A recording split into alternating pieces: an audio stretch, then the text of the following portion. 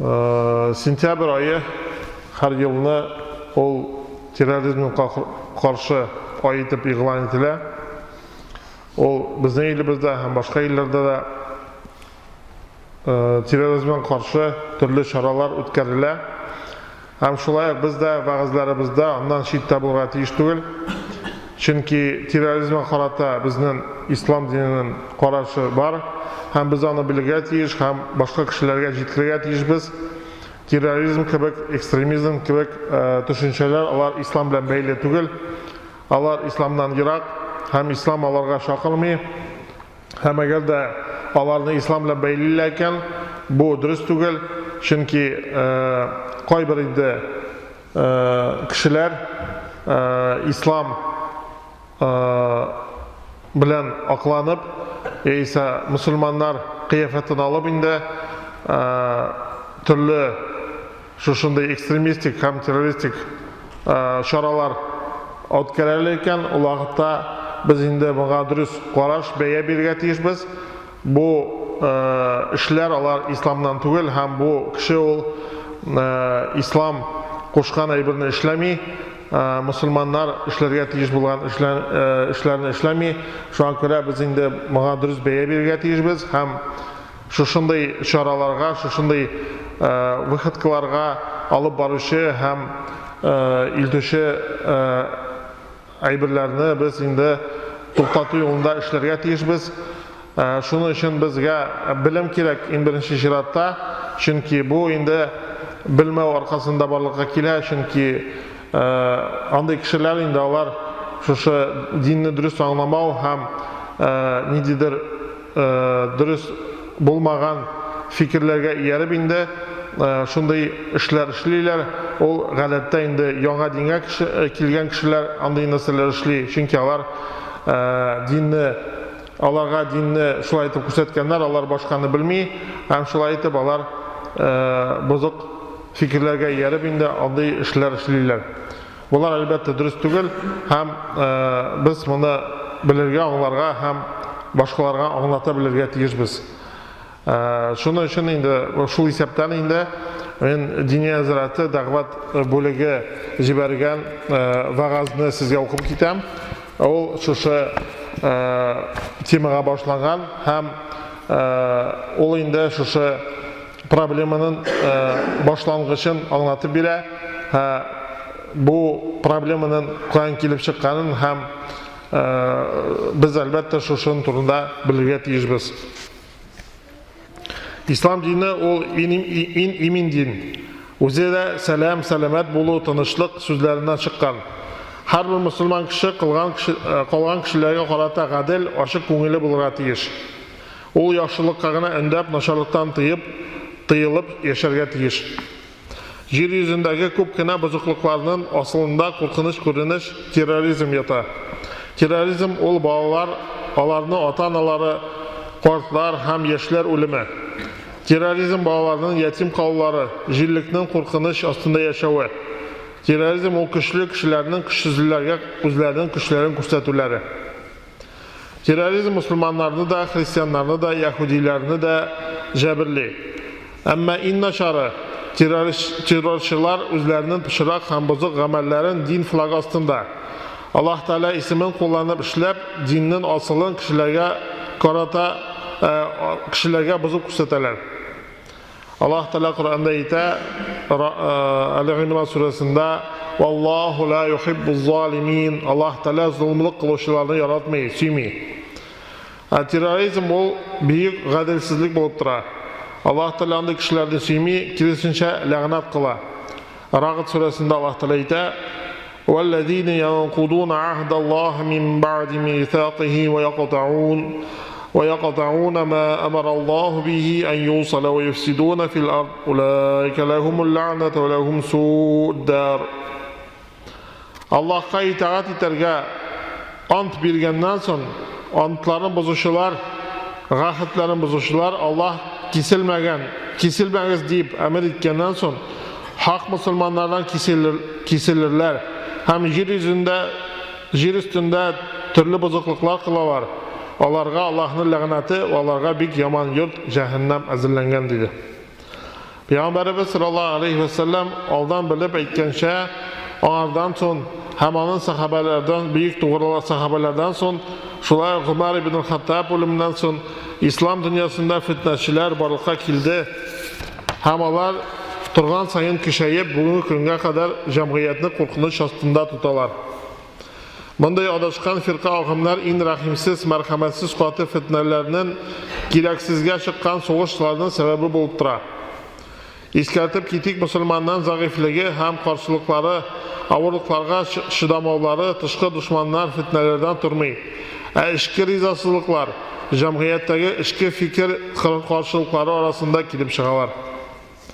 Hariciler Türkümü bütünley günah bulmagan amellerini küfürlük etip, dinden çıkarırday zor günahka iterişi nesel deyip sanıylar. Yani bunlar kişilerini urunsuzga, kafirge çıkarırlar da bir mağnasizge, haksız kafirlerge gayiplep, küfürlükte gayiplep, şul gayip için cezalıylar. Bizim elimizde federatif zakon tarafından devlet dinlerinden kola, tilesen indi dini ağımlarının işenligi tıyılgan. Şulay bolsa da jerimizde eliden İslam turunda ayrım fikirli Müslümanlar çıqqalap tura. Biz bu cemaatinin bunday fikirlerinin kilip çıqqanın tekşirip qarıyıq. Hariciler Cemaatül Hicra ve Tekfir degen başka isiminde bilgili. Şuna alarını tağın tekfirçiler deyip de yuteler. Alar Müslümanlarını dinsizlikte bulganlarından ayrılıp, başka jirlerde kitip yaşırga şakırışlardan bulup duralar. Bu firkaga 1928 yılda Hasan Banna isimli kişi negiz solar. Haricilerden üstel kitabı bulup Mısır'daki siyasi cinayetçi türmelerde oturgan Seyyid Kutub'nun Müslüman Kardeşler isimli kitabı tura. 1960 yıllarda türmelerde yapılı hem 1966 yılda Seyyid Kutub'nun cezalanığı yaş Müslümanlarını Kutub ideologiyasını başkaça tanığa ilte, tağın da zahərlete. 1971 yılını alar baştan ayak kurallanalar hem zakonsuz kış kullana başlayırlar. 1978 yılının Martında bu firkanın 5 liderini cezalıylar. İlimizde 20. asır azağında gına barlıkka kilse de Müslümanların tulayım gül küfürlükte gayiplep, cemaatini müşrik kafir deyip, türlü gruppalarga bölüşü burunғы dini ağımlar bilen beylengen bu firqa Müslümanlar dünyasının olu problemisi bulup tura. Allah ilçisi salasamalarının bu ağımının zor korkunç buluğu turunda kisetip koygan.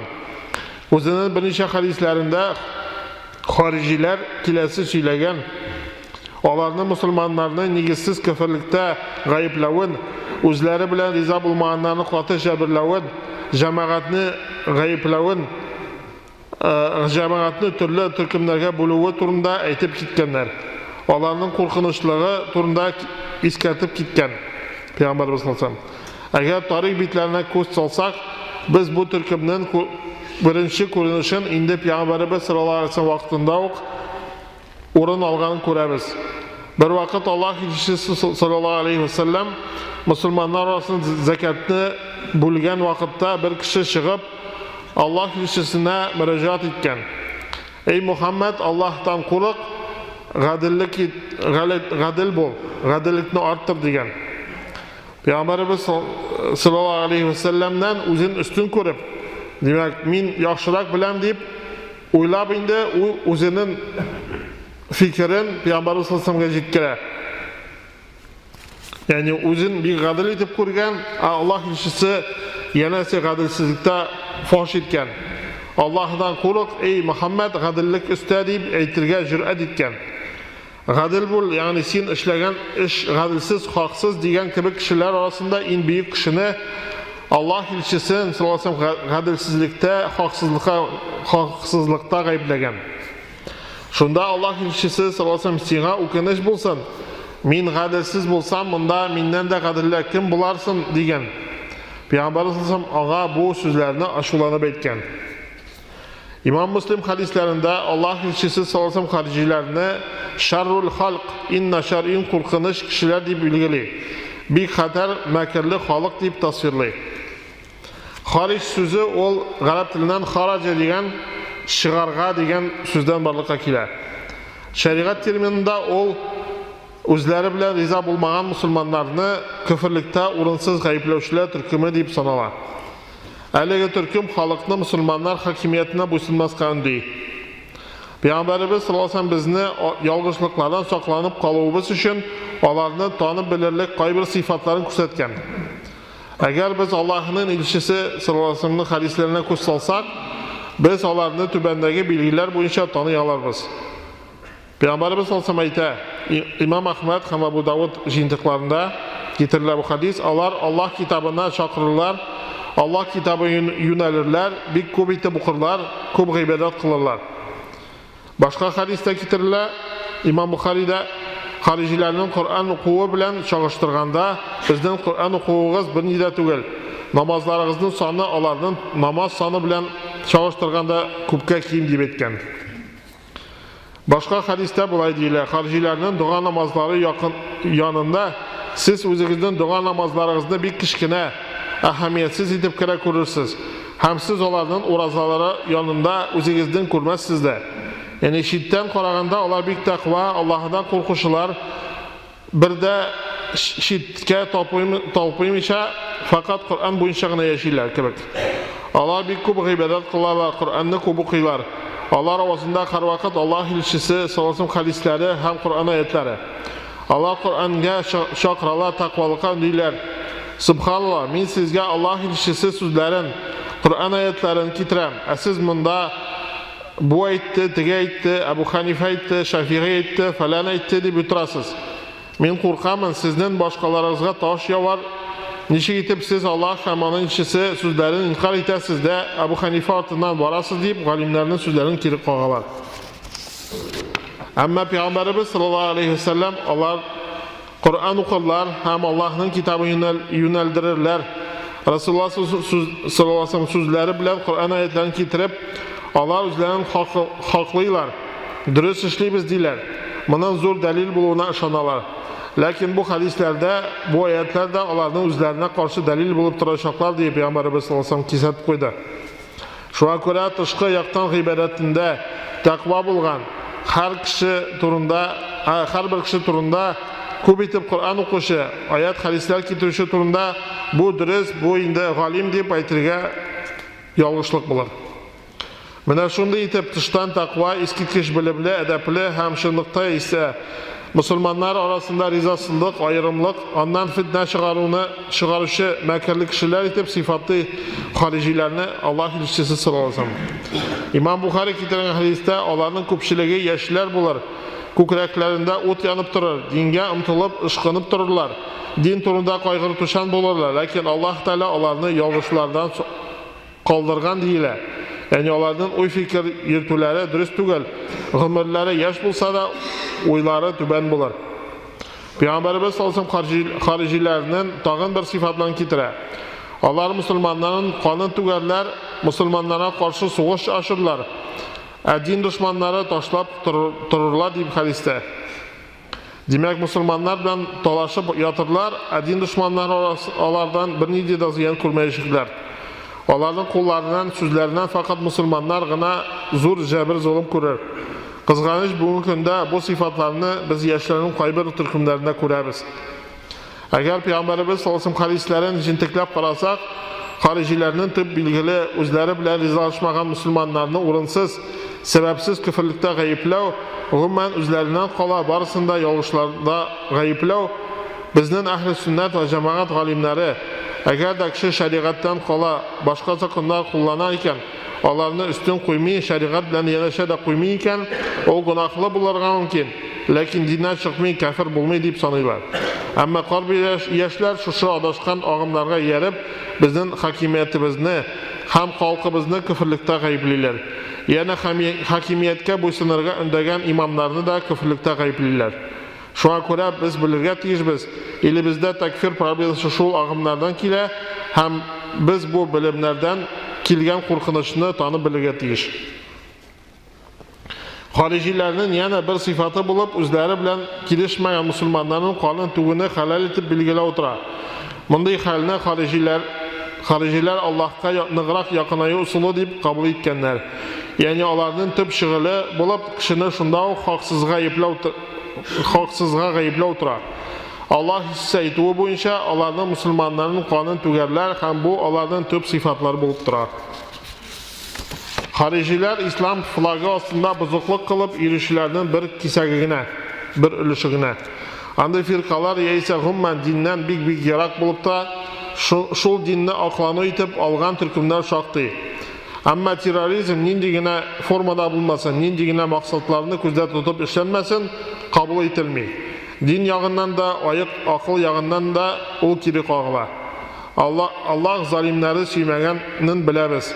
Şuna göre en birinci şiratta özümüz de kişkinegine bulsa da zulüm kılırdan saklanıyık. Allah'tan özümüzge tanış kök yüzü ibin günler tilik.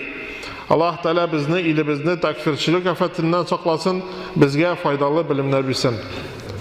Barakallahu lana ve lakum fil Kur'an-ı Azim ve nefa'ana ve iyyakum bil ayati ve zikril hakim.